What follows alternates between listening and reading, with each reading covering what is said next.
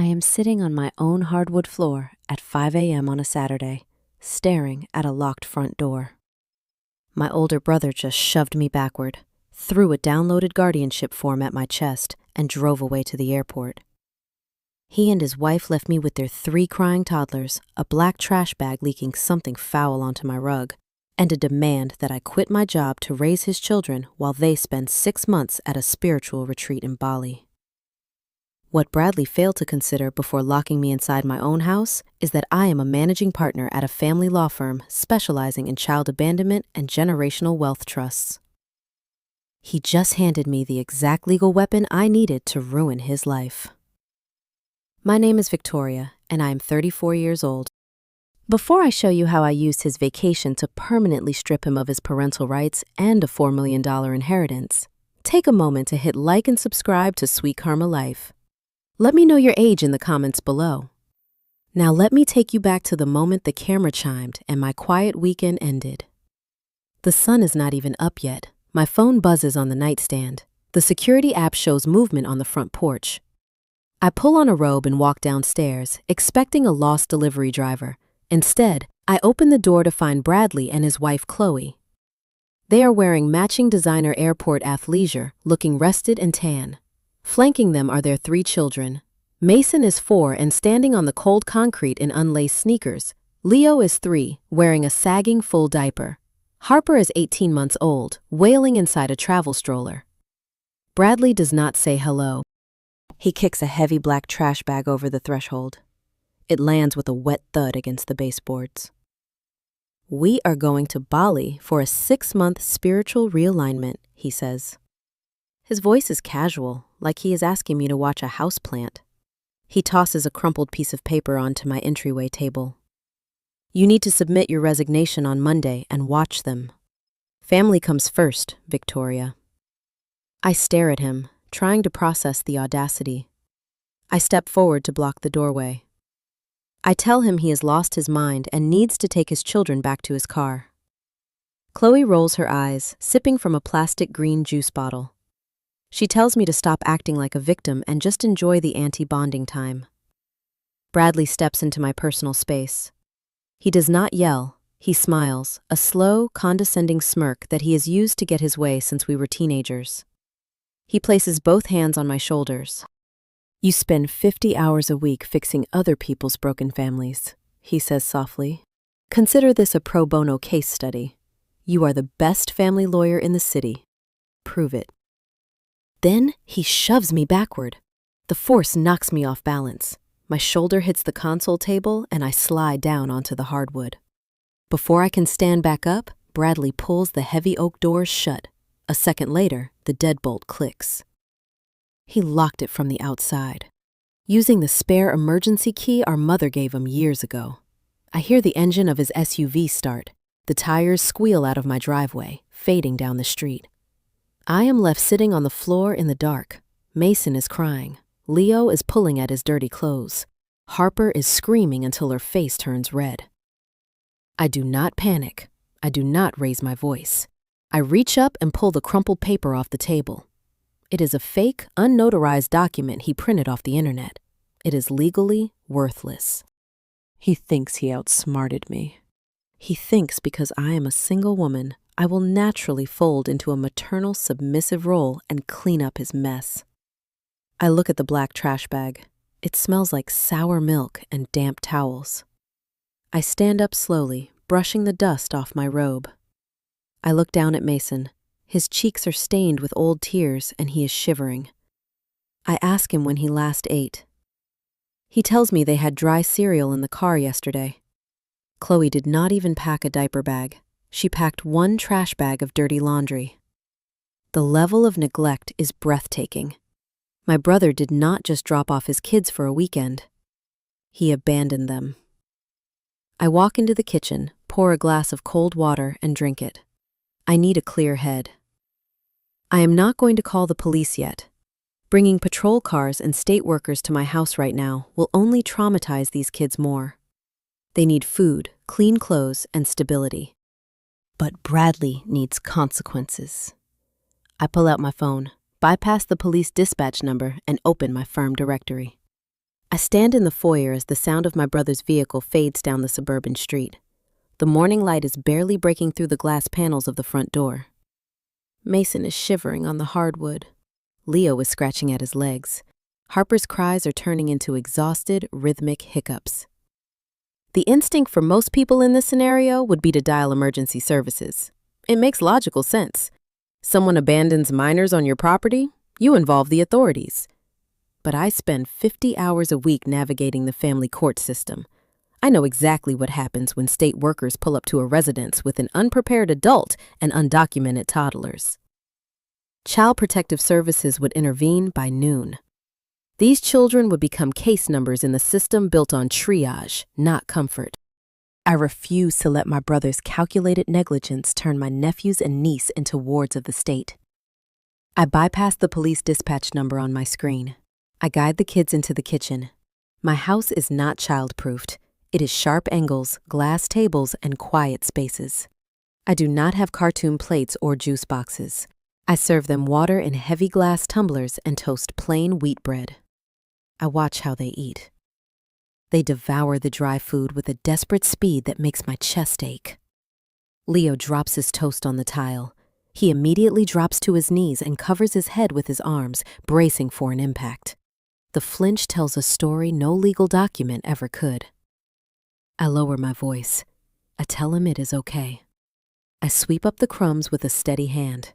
My anger at my brother hardens from a hot flash into a cold, unbreakable sheet of ice. I walk back to the entryway and grab the knot of the black plastic bag Bradley kicked over the threshold. I pull it apart. The smell hits me immediately. It is sour and damp. I empty the contents onto the rug. It is not a carefully packed suitcase of clothes. It is a pile of unwashed pajamas, single socks, and crib sheets covered in dark, unmistakable spots of mold. They pack these items wet and let them rot. I sift through the damp fabric. Something hard clatters against the floorboards. A plastic bottle. I pick it up. It is a bottle of children's gummy melatonin. It is empty. Chloe does not parent these children. She sedates them. The reality of their daily life in that house snaps into sharp focus on my floor. This level of careless entitlement did not develop overnight. It was cultivated over decades.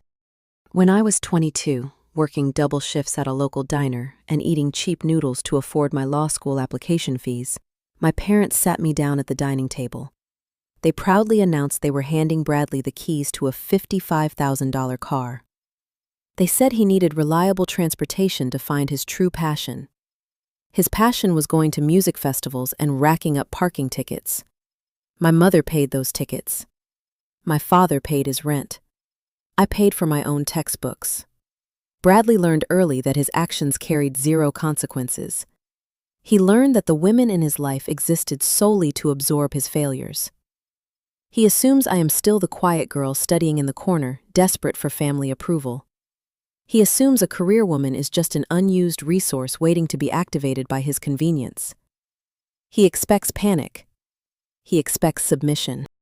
Instead, the familial ties simply dissolve, leaving only the cold, familiar architecture of a legal strategy. He didn't leave his children with a submissive sister. He abandoned them on the property of a managing partner. I pick up my phone and open my secure contacts. I bypass the standard agencies and call a boutique service used by high-net-worth clients. I ask for an elite, trauma-informed nanny. Within 2 hours, a woman named Sarah arrives at my door. She brings a calm energy, fresh clothes in the correct sizes, and a structured routine. I hand her my corporate credit card. I instruct her to order whatever the children require: groceries, pediatric hydration drinks, weighted blankets. Then, I walk into my home office, turn on my dual monitors, and open a new encrypted spreadsheet. This is where I go to war. I do not fight with screaming matches or tearful text messages. I fight with data. I label the first column financial restitution. I start logging every single penny.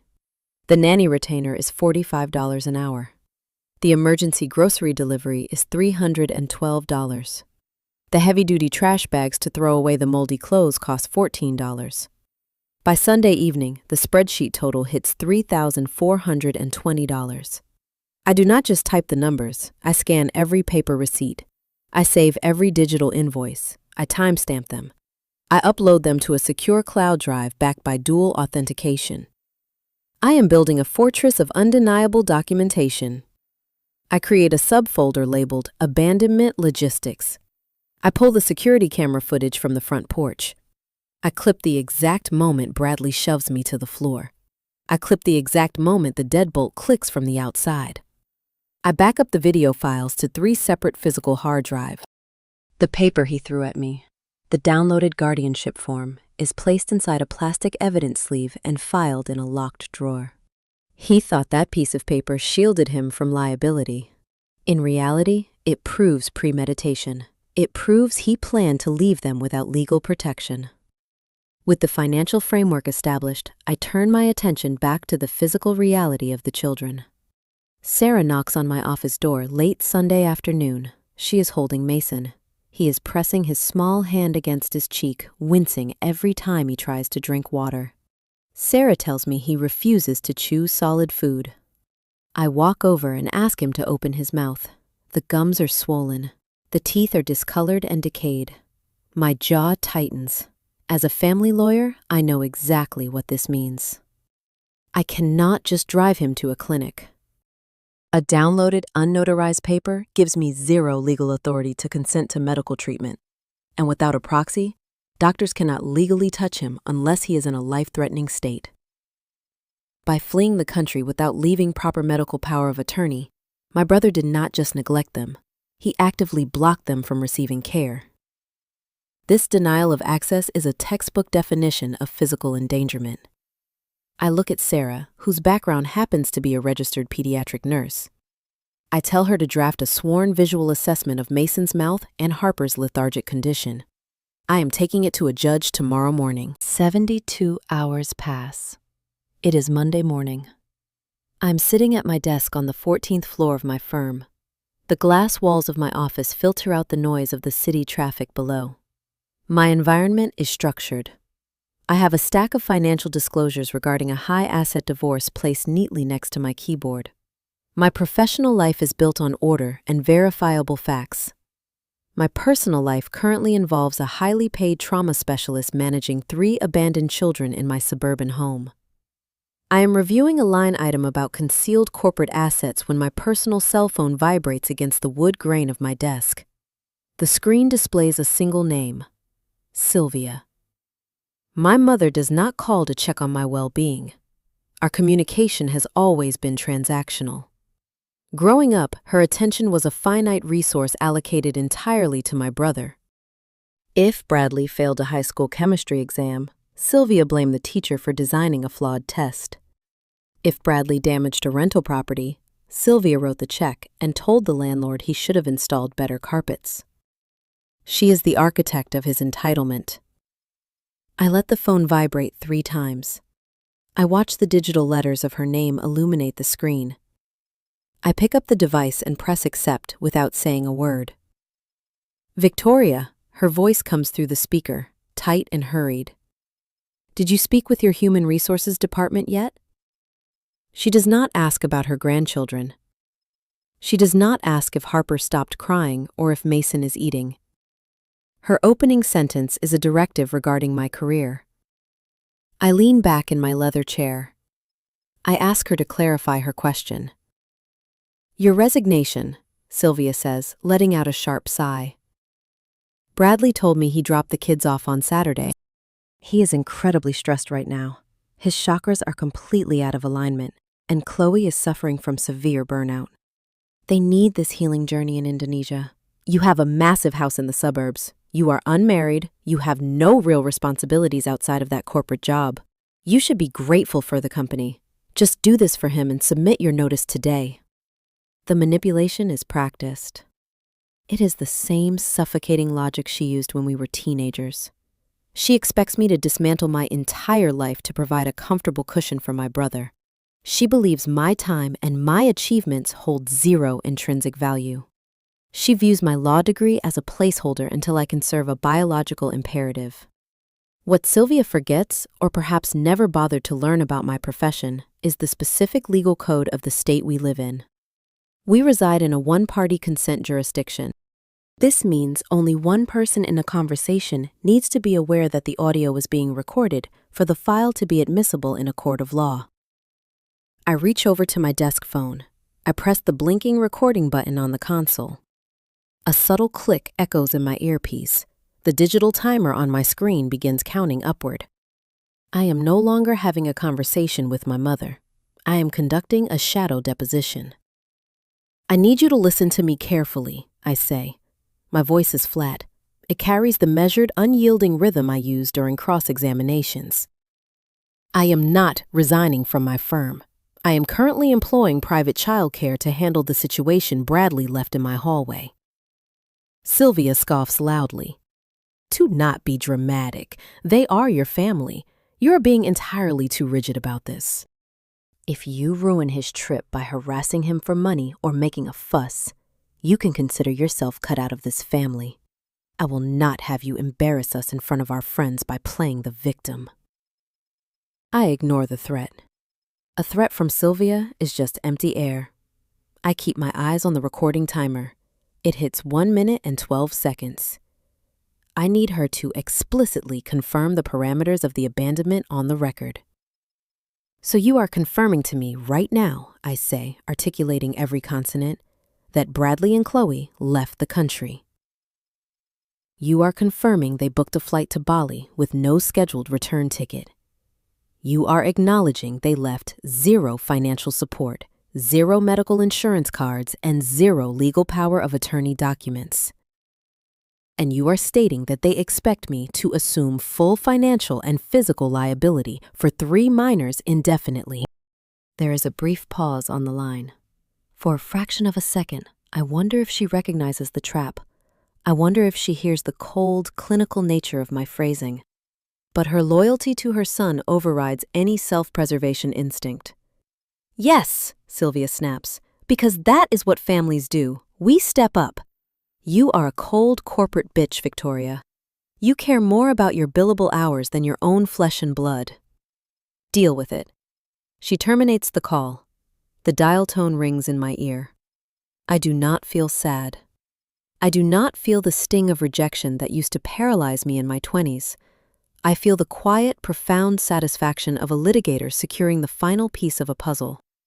I press the button on my desk console again. The recording stops. I export the audio file. I label it Exhibit B, Sylvia Admission of Abandonment. I drag the file into the secure encrypted cloud drive containing the grocery receipts, the nanny invoices, and the front porch security footage. The trap is no longer just an idea. It is a tangible structure. Brick by legal brick, I am building a cage they cannot escape. Sylvia thought she was putting me in my place. In reality, she just provided the state with third-party verification of severe child abandonment. She handed me the exact audio clip I need to present to a family court judge to prove this was not a misunderstanding. It was a coordinated abdication of parental duty, endorsed and facilitated by the paternal grandmother. I closed the audio software. The financial liability is documented. The intent of abandonment is now recorded. But to secure medical care for Mason and Harper, I need immediate judicial intervention. I look at the time. It is 9:45 in the morning. I gather Sarah's sworn nursing assessment, the financial ledgers, and the audio file of my mother. I walk down the hall to the office of Marcus Thorne, our senior litigator. I drop the file on his desk and tell him I need an emergency ex parte temporary custody order filed before noon. An ex parte hearing is designed for extreme emergencies, meant to protect vulnerable dependents from immediate harm. We bypass the crowded waiting areas at the county courthouse and enter the courtroom of Judge Elena Rodriguez. I present the evidence. The parents have fled the jurisdiction, left the children with rotting teeth, and provided 0 legal mechanism for me to authorize necessary medical treatment. It takes her exactly 11 minutes to rule. She signs the temporary sole physical and legal custody order, effective immediately. With the ink barely dry, I do not waste time scheduling scattered appointments. I take the children to a comprehensive pediatric medical center. I present the certified court order to the head administrator. The legal barrier is destroyed. The next 48 hours are a clinical blur of examinations and irrefutable diagnoses. The dental x-rays for my 4-year-old nephew reveal severe decay, reaching the pulp in 2 molars.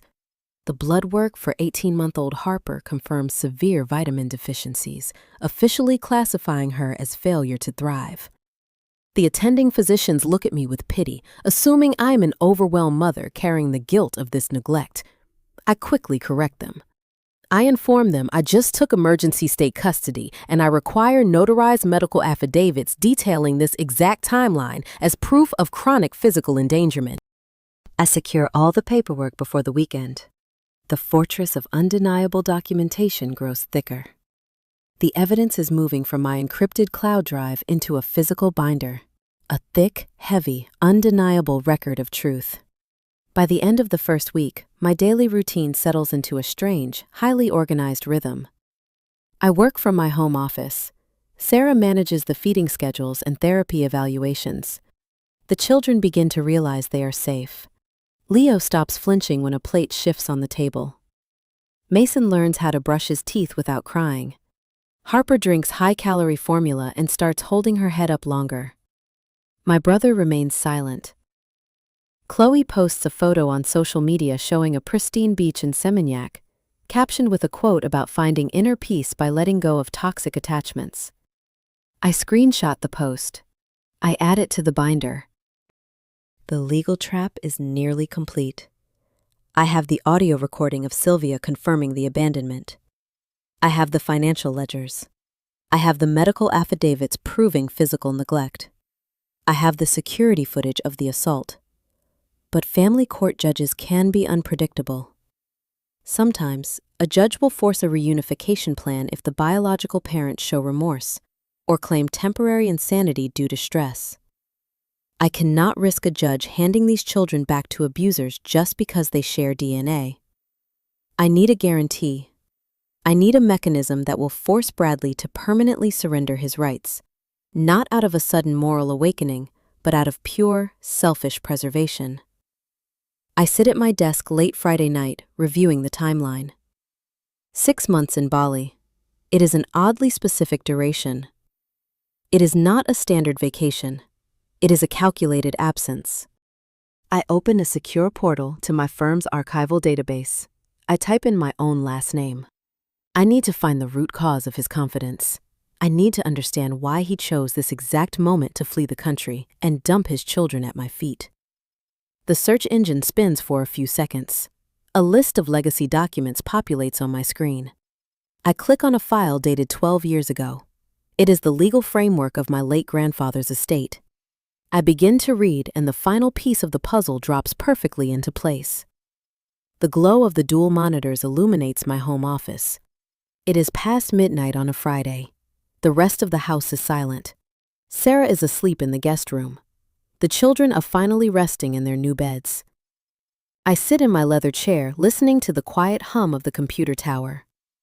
The medical evidence of neglect is secured in a physical binder on my desk. The audio file of my mother confirming the abandonment is saved on 3 separate servers. I have the what and the how.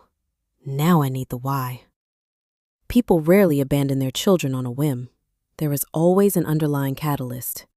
Usually it is a new romantic relationship or a sudden addiction, but Bradley and Chloe left together. They boarded a premium flight to a luxury destination. That requires capital. Capital my brother does not possess. He has not held a steady paycheck in 4 years. I open a secure portal to my firm archival database. I need to find the root of his false confidence. I type my own last name into the search bar. A list of legacy documents populates the screen. I click on a file dated 12 years ago. It is the comprehensive estate plan of our late grandfather. His name was Richard. He built a regional logistics empire from a single delivery truck.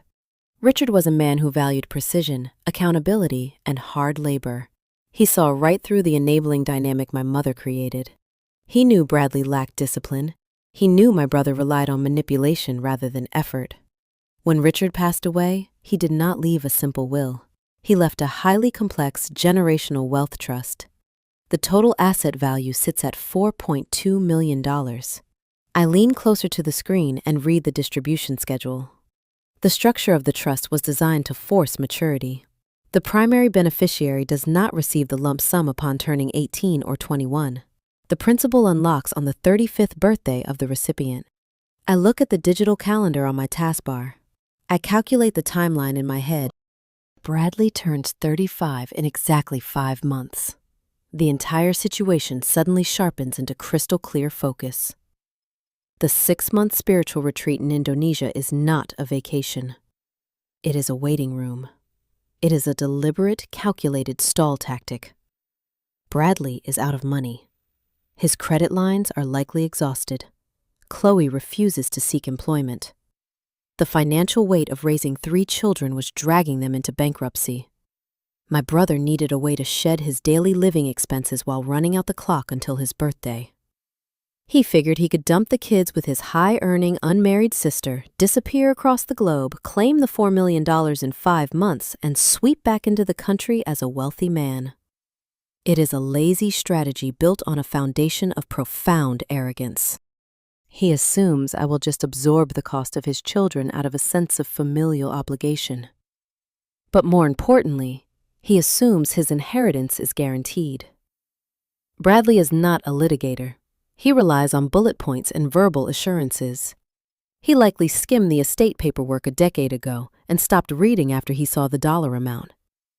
But I do not skim legal documents. I read every single line of a binding contract. I scroll past the standard distribution schedules. I bypass the tax liability subheadings and the asset allocation charts. I stop at page 42. I highlight Clause 7, Paragraph B. The text is unambiguous.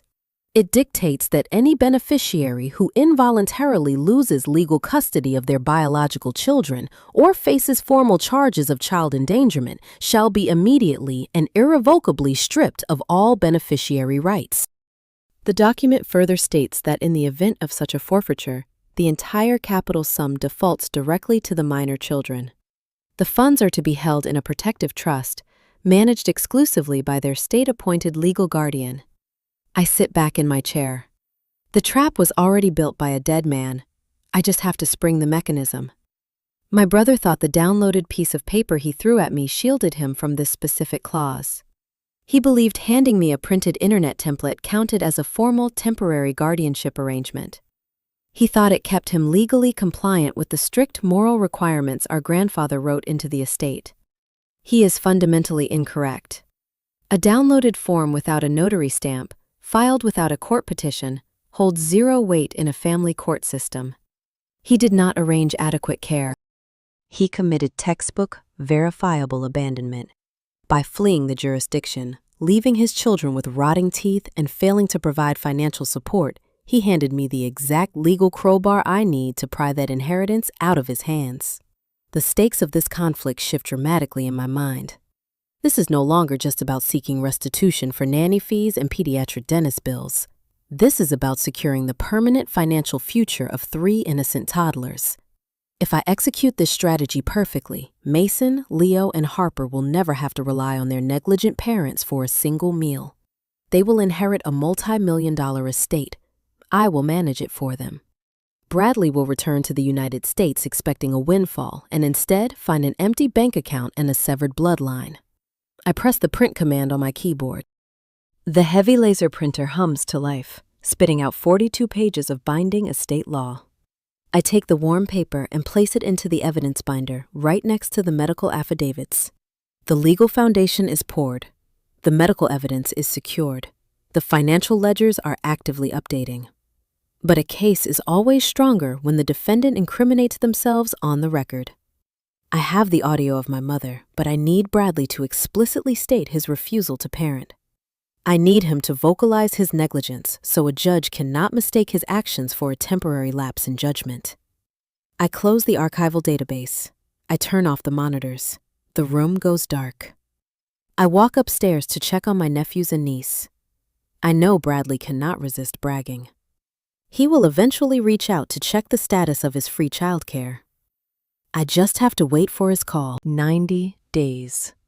In the legal system, time is not merely a measurement, it is a weapon. 3 months evaporate since the morning my brother locked his children inside my house and drove away. The calendar on my office wall turns from late summer into early autumn. The rhythm inside my home settles into a quiet, highly functioning machine. The chaos of the first weekend is a distant memory. Mason no longer hoards dry cereal in his pajama pockets. His mouth is healed from the dental surgery. Leo is fully potty trained, completing a milestone Chloe claimed was simply impossible due to his astrological sign. Harper is gaining weight steadily, drinking high-calorie formula, and finally learning how to walk without collapsing. The children are healing because they are existing in an environment built on predictability rather than convenience. But while they are finding peace, a very specific legal clock is ticking down in the background. Every single day they remain in my care without a phone call, a text message, or a financial contribution from their biological parents pushes us closer to a critical statutory threshold. In our state, the family code is very clear regarding the definition of child abandonment. It requires 90 consecutive days of zero meaningful contact and zero financial support. I track these days meticulously. I mark each passing 24-hour period with a single black line on my desk planner. It is Tuesday afternoon. The clock reads exactly 2. I am sitting in my corner office at the firm. The city skyline stretches out beyond the floor-to-ceiling windows. I am in the middle of reviewing a complex deposition transcript for a corporate client. The environment is sterile, professional, and controlled. My personal cell phone illuminates on the mahogany desk. It is an incoming video call request. The contact photo displays an old picture of my brother wearing sunglasses. I do not reach for the device immediately. I take a deep breath. I open the screen recording application on my interface. I verify that the microphone permissions are active and the audio input is capturing clear sound. We reside in a one-party consent jurisdiction, making this recording perfectly admissible in a court of law. Only when the red capture icon appears in the upper corner of my screen do I press the green accept button. I prop the phone against my monitor stand, ensuring my posture is straight and my facial expression remains entirely neutral. The screen flickers. It adjusts to a massive difference in time zones and ambient lighting. Bradley and Chloe appear on the display. They are deeply sunburned, their skin peeling slightly around the shoulders. They are lounging on expensive woven chairs under a large fringed umbrella. The background features a sprawling infinity pool that seems to drop directly into the ocean. It is a high-end beach club in Seminyak. Faint electronic music pulses through the speakers. Chloe is drinking out of a hollowed coconut with a reusable metal straw. She looks into the camera lens and immediately lets out a dramatic sigh. She does not ask to see her daughter. She does not ask if her sons are healthy. Instead, she complains that the spotty wireless connection at the resort is blocking her root chakra. She claims the stagnant digital energy is ruining her spiritual healing process. The profound disconnect from reality is almost clinical to witness. Bradley leans into the frame. He is wearing a designer linen shirt unbuttoned to his sternum, exposing a new beaded necklace. He smirks. His tone is entirely too casual, carrying the arrogant cadence of a man who believes he has beaten the system. "Hey, Vicky," he says, leaning back and resting his arms behind his head. "Just checking in. Did you finally get Leo potty trained yet? He is so stubborn with that. I bet he's driving you crazy." I look directly into the camera. I do not smile. I do not raise my voice. I do not scold him for his negligence. I speak with the clinical detachment of a forensic accountant. "I am glad you called," I tell him. My voice is flat and even. "As of this morning, your outstanding balance for emergency childcare retainers, pediatric dental surgery, nutritional therapy evaluations, and basic housing expenses sits at exactly $42,800. I have itemized the invoices. I need to know how you intend to wire the funds to my account to cover your legal obligations." Bradley stares at me for a fraction of a second. He processes the number, then he laughs. It is a loud, echoing sound that cuts clearly through the background music of the Indonesian beach club. He shakes his head, picking up his own coconut drink. "I am not paying you a single dime, Vicky," he says, wiping his mouth. "You are family. You make plenty of money, sitting in that fancy office all day." "Stop being so uptight." "Consider it your contribution to the universe. Deal with it." The refusal is documented. The lack of financial support is now verbally confirmed. I need one final piece of evidence to seal the coffin. I need him to state his intention to remain absent. I lean forward slightly, bringing my face closer to the phone. I ask him a very clear, precise question. Do you have any immediate intention of returning to the United States to resume physical care of your 3 children? Bradley rolls his eyes, clearly annoyed that I am ruining the aesthetic of his afternoon. "Maybe by Christmas," he smirks, adjusting his sunglasses. "If you do not ruin our vibe by constantly talking about money and being a corporate downer. Tell the kids we said hi." I do not argue. I do not attempt to persuade him or appeal to his humanity. I simply say, "Understood." I reach forward and end the call. The screen goes black.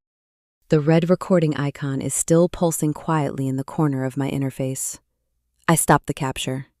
I immediately export the video file. I label it Exhibit C, Video Confession of Abandonment and Financial Refusal. I drag the file into the secure encrypted drive, dropping it right next to the medical records and the grandfather trust documents. I turn my chair and look at the physical calendar hanging on the wall. I look at the row of black marks stretching across the last 3 months. Yesterday was day 90. Today is day 91. He just met the statutory requirement. He just provided video evidence of his refusal to support his dependents. The grace period is officially over. The waiting game is done. I pick up my desk phone and dial the internal extension for the senior litigator down the hall. The conflict is about to leave the realm of family drama and enter the jurisdiction of the state court system. My brother thought he was extending his vacation. He just bought himself a one-way ticket to legal ruin. I hang up the phone and the screen goes dark. The 91st day is secured. I stand up from my mahogany desk. The waiting period is over, and the narrative abruptly shifts from endurance to execution. I gather the updated dossier. I walk back down the corridor to Marcus Thorne's office. 3 months ago, he helped me secure temporary custody. Today, we are going for the kill shot. I drop the heavy binder onto his glass desk. I tell him it is time to file the formal petition for the permanent termination of parental rights, alongside a civil lawsuit for $85,000 in restitution. Marcus adjusts his glasses, reviews the new video confession, and nods. "We don't need an emergency hearing this time. We just file the devastating paperwork with the clerk and let the process servers do their job. The first trap, protecting the children, was sprung months ago. The second phase of the strategy is designed to dismantle the parents." We leave the courthouse and return to the firm. I sit back down at my desk and open a new document. I pull up the contact information for the fiduciary executor of my late grandfather's estate. The executor is a rigid corporate bank headquartered in Chicago. Their entire operational model is based on liability mitigation and strict compliance. I draft a formal notice of pending legal action. I attach a certified copy of the freshly signed emergency custody order. In the body of the letter, I cite the specific clause in the estate documents regarding the forfeiture of beneficiary rights due to involuntary loss of legal custody and documented child endangerment. I instruct the compliance department that distributing any funds to Bradley will constitute a direct breach of their fiduciary duty, as the capital is now legally slated to default to the minor children under my newly granted guardianship. I press send on the encrypted email. I also print a physical copy and send it via certified overnight mail to ensure a tracked chain of custody. The legal machinery at the bank is automated and ruthless. Once they receive the court order, their compliance officers will review the clause. They will immediately flag my brother's profile. They will freeze all current distributions. They will block any future access to the primary trust capital. The $4.2 million is now locked behind an impenetrable wall of judicial injunctions. While I sit in a high-rise office orchestrating his financial ruin, my brother is 9,000 miles away, entirely oblivious to the collapse of his future. I open my social media account using a secure burner profile. I navigate to his public page. He posted a new photograph 3 minutes ago. It features a vibrant pink sunset over the Indian Ocean. The caption talks about breaking free from the toxic constraints of Western society and manifesting endless abundance. He is holding a glass of imported champagne on a bamboo deck. He genuinely believes he is a mastermind. He thinks he successfully outsourced his burdens, secured a permanent vacation, and outsmarted his quiet younger sister. He has no idea that the ground beneath him has vanished. The dominoes are officially falling. He is a ghost, walking through a life he no longer owns. The devastating reality of his situation is currently traveling through fiber optic cables across the globe, heading straight for his wallet. The only question now is how long it will take for his platinum card to decline at the resort. The machinery of institutional finance moves with a cold, unforgiving speed. Exactly 48 hours after the compliance department in Chicago receives the certified court order, the automated algorithms at the Trust Management Bank execute their protocol. It is Friday evening in my time zone, which means it is Saturday morning in Indonesia. Bradley is likely attempting to check out of the Seminyak Resort to transfer to a private upgraded villa in Ubud. He approaches the concierge desk. He hands over his premium metal credit card. The magnetic strip is swiped. The terminal blinks red. Declined. He assumes it is a simple fraud alert triggered by international travel. He pulls out his phone and calls his private wealth manager. The banker informs him, using sterile corporate language, that his profile is locked due to pending litigation regarding the forfeiture of his beneficiary status under Clause 7. He has zero access to the primary capital. His supplementary credit lines, which were heavily leveraged against that future inheritance, are simultaneously frozen. He is suddenly an ocean away from home with 3 maxed-out standard credit cards, an expiring return ticket, and the equivalent of pocket change. The illusion of his generational wealth shatters instantly. My personal cell phone begins to ring at 7:15 in the evening. The device sits on my kitchen island. The caller identification displays my brother's name. I let the screen glow until the call routes to voicemail. 2 minutes later, Chloe calls. I watch her name appear. I let it ring. Then, the rapid successive calls from Sylvia begin. She dials 4 times in 10 minutes. I do not answer any of them. The digital panic radiating from the device is palpable. They are collectively realizing that the safety net they relied on for 3 decades just evaporated into the digital ether. I place the phone face down on the marble counter. I am currently preparing a mild chicken and rice stew for the children. The domestic routine inside my kitchen remains entirely undisturbed by their financial collapse. I stir the pot, measuring the exact temperature. The conflict is no longer my problem to solve. It is their reality to survive. The children finish their dinner. Sarah, the trauma nanny, helps them bathe and dress in clean, matching sleepwear. The house settles into its quiet, nighttime rhythm. At exactly 9 o'clock, the motion sensor mounted on my front porch triggers a sharp chime on my security control panel. I look at the monitor. It is not a polite knock. It is the frantic, heavy pounding of a closed fist against solid wood. Sylvia has driven across town. Sylvia has always treated reality as a malleable substance, something that could be reshaped to protect her social standing. When Bradley received a driving under the issue charge at age 20, she did not hire a counselor or force him to attend rehabilitation. She hired the record so her suburban acquaintances would never find out. Her entire identity rests on the fragile illusion of a flawless, prosperous family. The possibility of public failure terrifies her significantly more than actual moral ruin. She cannot handle the fact that her golden child is currently stranded without capital. I do not open the door wide. I release the deadbolt and pull the heavy oak frame back just enough to stand in the gap, keeping my foot firmly planted against the base. Sylvia is standing on the concrete step under the porch light. Her usually immaculate hair is disheveled. Her designer trench coat is hastily thrown over wrinkled lounge pants. She looks wild, frantic, and entirely unmoored from her usual polished demeanor. "Call off your lawyers right now!" she demands. Her voice is shrill, carrying loudly across the quiet front lawn. "Do you have any idea what you have done to him?" Bradley is stranded. The bank will not let him access a single dollar of his own money. You are ruining his life over a minor misunderstanding. You need to call the judge and tell them you made a mistake. I do not invite her inside. I do not raise my voice to match her hysteria. I reach over to the entryway console and pick up a thick, unmarked manila envelope. I instructed my junior associate to draft these specific documents yesterday, anticipating this exact emotional escalation. I hold the envelope out through the crack in the door.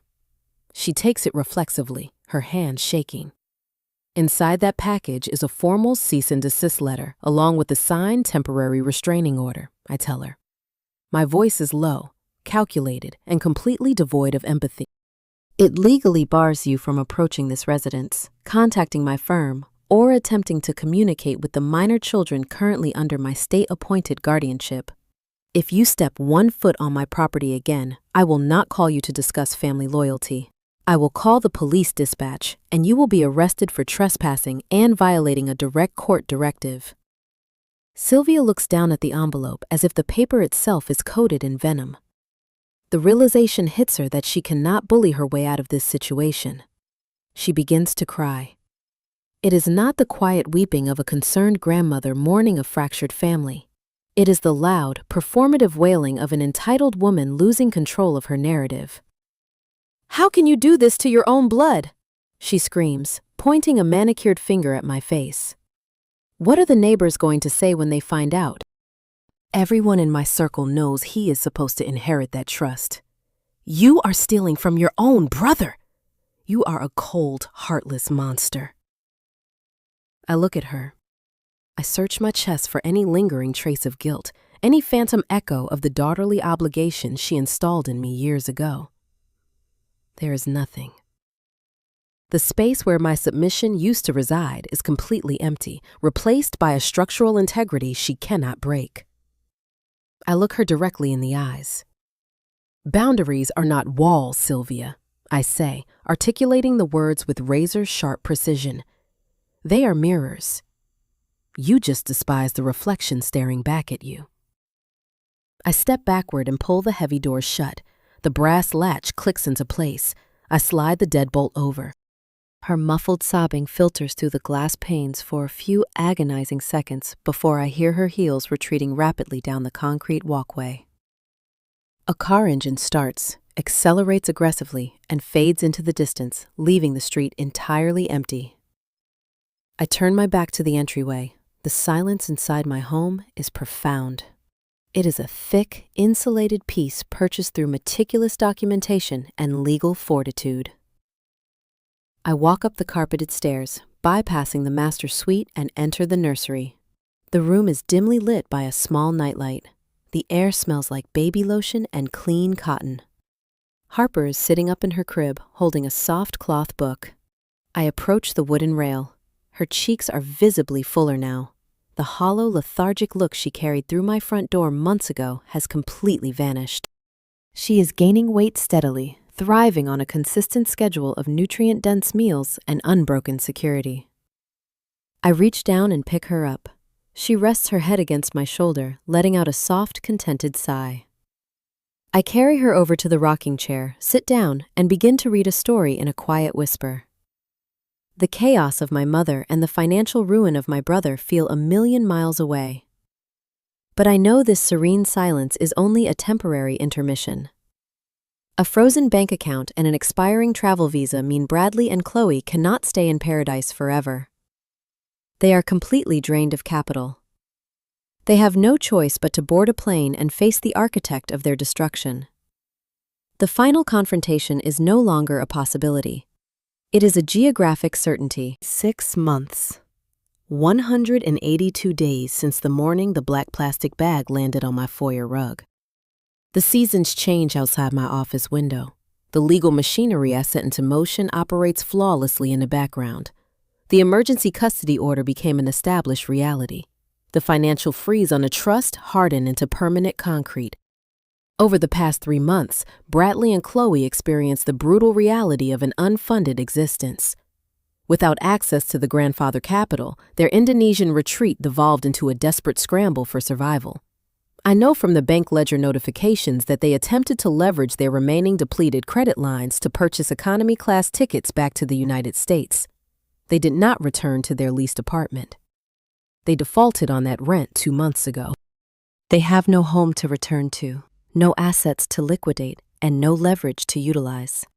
The only target left for their desperation is the architect of their current reality. It is a Thursday afternoon. The atmosphere on the 14th floor of my firm is quiet, focused, and expensive. Junior associates move between conference rooms carrying leather-bound portfolios. The ambient noise consists of soft keystrokes and hushed phone conversations. I am sitting behind my mahogany desk, reviewing a final settlement agreement for a corporate merger. My glass-walled office provides a clear view of the reception area. At exactly 2:15, the heavy double doors of the elevator bank slide open. Bradley and Chloe do not walk out, they surge forward. They look nothing like the smug, tanned vacationers from the video call. Their designer athleisure is stained and worn. Bradley looks unkempt, his posture radiating a volatile, cornered energy. Chloe looks hollowed out, her previous arrogance replaced by visible panic. They bypass the reception desk. The front administrator stands up, attempting to intervene, but Bradley shoves past the marble counter. He marches down the central corridor, ignoring the startled looks of senior partners and paralegals. He is operating on raw adrenaline and entitlement, believing volume and physical intimidation will yield the same results they always have. He locks eyes with me through the transparent glass of my office. He does not knock. He grabs the chrome handle and throws the door open. The heavy glass hits the doorstop with a loud crack that echoes down the hallway. He steps onto my Persian rug, pointing a finger directly at my face. He demands his children and his money, his voice cracking with unchecked rage. I do not flinch. I do not stand up. I do not raise my voice to meet his volume. I remain seated in my high-backed leather chair. I place my fountain pen carefully on the legal pad in front of me. I look at him with the same detached observation a scientist uses to study a failing experiment. I press the silver intercom button on the edge of my desk. I do not say a word. The door behind him opens wider. 2 uniformed armed security guards step out from the adjacent hallway and enter my office, positioning themselves squarely between my desk and my brother. Their presence shifts the oxygen in the room. The physical threat Bradley intended to project evaporates instantly against institutional force. Bradley stops mid-sentence. He looks at the guards, then back at me, his face flushing a deep crimson. Chloe lingers in the doorway, her eyes darting around the sterile room, suddenly realizing they are not in a family living room where tantrums are tolerated. They are in a theater of law. I am not the only civilian in the room. Sitting quietly in the corner chair, previously unnoticed by my brother in his blind rage, is a man wearing a neutral gray suit. He stands up. He holds a thick bound stack of documents. He is a licensed process server I hired on retainer specifically for this hour. He steps forward, bypassing the guards, and extends the paperwork toward my brother. Bradley stares at the extended hand. He refuses to take the documents. The process server simply drops the heavy stack onto the edge of my desk, right in front of Bradley, stating clearly for the record that both individuals have now been officially served. I fold my hands together. I lean forward slightly. Bradley, Chloe, I say, my voice carrying the crisp, unemotional cadence of a judge reading a verdict. You are holding formal notification of 3 distinct legal actions. First, you are being served with a petition for the permanent termination of your parental rights, citing severe neglect and documented abandonment.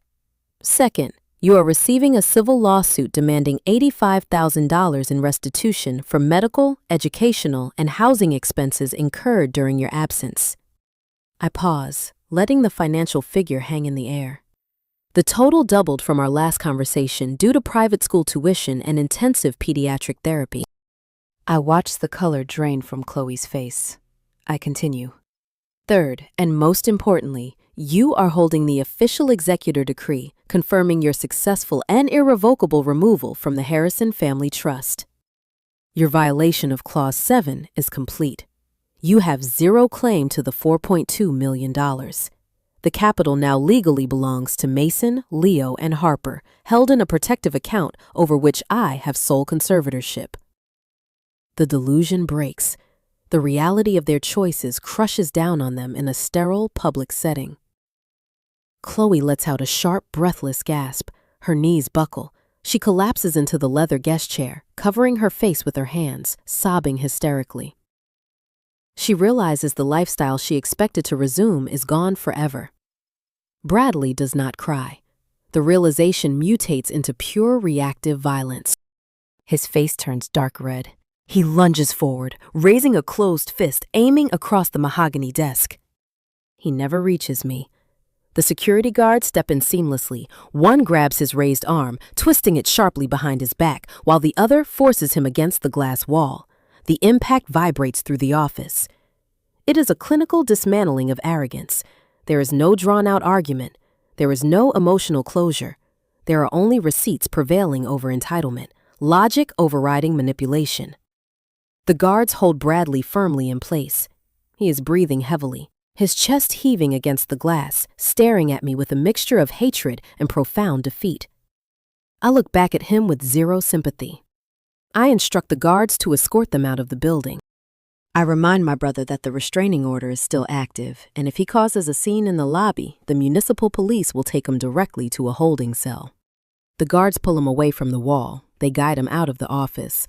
Chloe stumbles out behind him, still weeping openly, clutching the doorframe before being ushered toward the elevators. The entire floor of the firm watches them leave in silence. The heavy glass door to my office closes with a soft click. The space is mine again.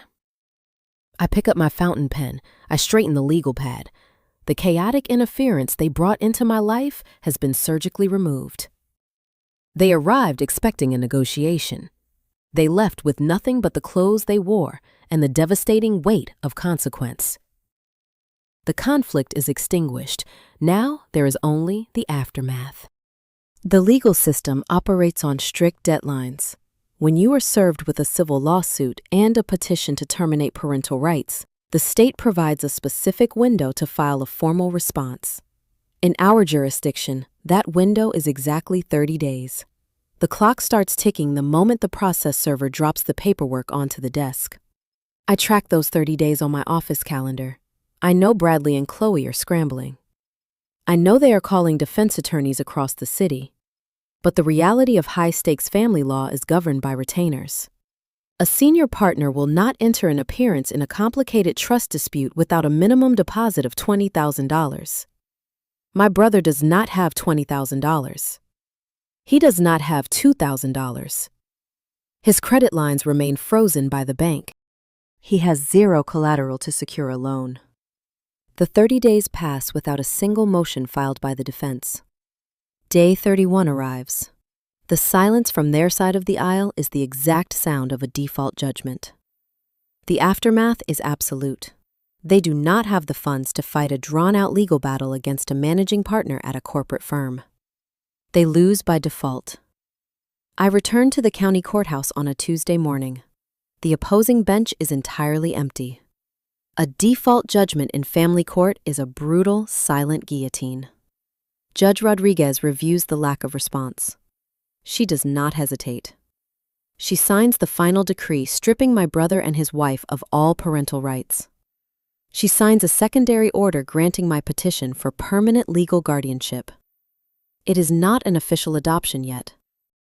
I know the state requires a mandatory 6-month home study and background investigation before issuing new birth certificates. But I do not need to be legally recognized as their mother today to secure their safety. I am their permanent conservator, and Bradley is now legally a stranger to them. The state officially recognizes what my actions already proved. I am the only parent they have.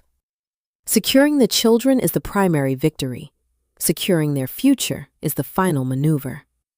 Armed with the permanent guardianship decree and the formal termination of parental rights, I schedule an in-person meeting with the fiduciary compliance officers at the bank in Chicago. I do not send an associate. I fly there myself. I sit in a high-rise boardroom and present the certified court orders. The executives review the paperwork.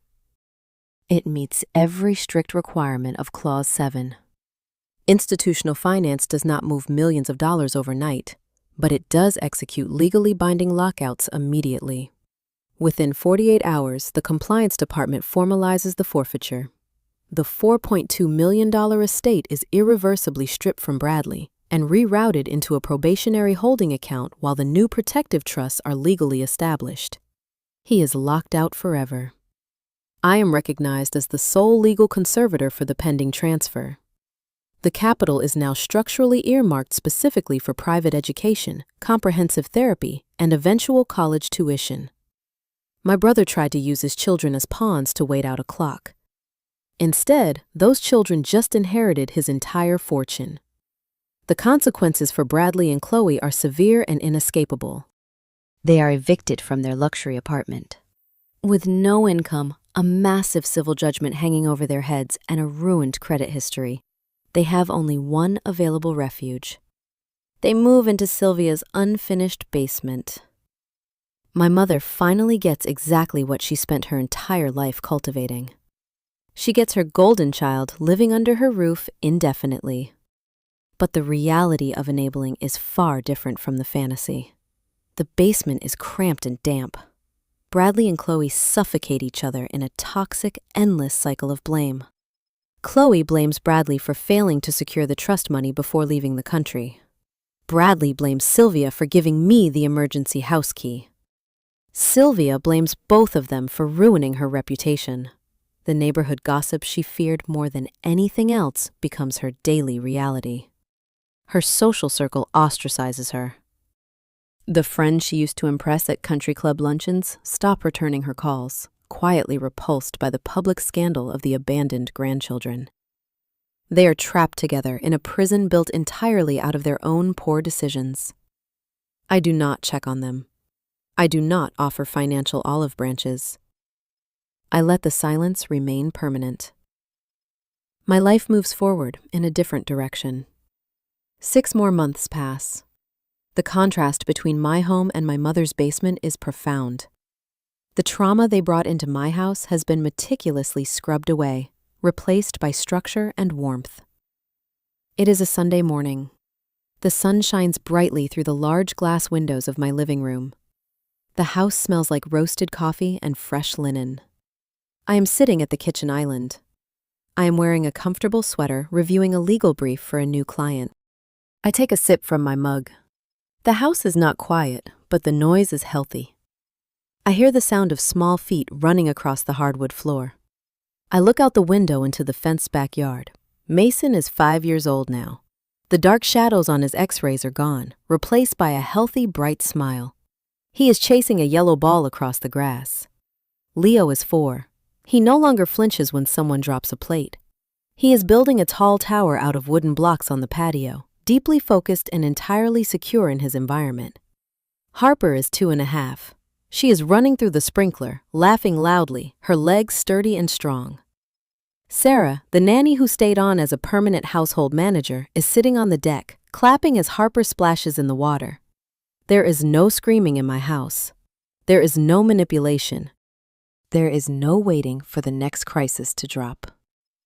The anxiety that defined my early 20s is gone. I look at the 3 children playing in the sunlight. They are safe. They are wealthy. They are loved. I did not just save them from a life of neglect. I built a chosen family based on accountability and mutual respect. I take another sip of my coffee, turn the page of my legal brief, and listen to the sound of my children laughing. My house is swept clean of parasites, and the peace I purchased is worth every single dollar. Looking out over my cedar deck today, the reality of my choices settles into my bones. The legal binders are locked away in a fireproof safe gathering dust. The true evidence of victory is not a signed decree from a judge. It is the quiet, unbreakable rhythm of our daily routine. Mason, Leo, and Harper no longer remember the sour stench of that black plastic bag. They only know the scent of fresh laundry and the warmth of a secure, predictable home. I did not merely win a family court dispute. I surgically excised the generational rot from our bloodline. My brother demanded I treat his abandonment as a pro bono case study. So I did, and the final verdict cost him exactly $4.2 million. Thank you for listening to my truth. Have you ever had to enforce a brutal boundary with an entitled family member? Drop your experiences in the comments below. If this resolution brought you satisfaction, hit the like button and make sure to subscribe to Sweet Karma Life. Protect your peace, build your fortress, and I will see you in the next video.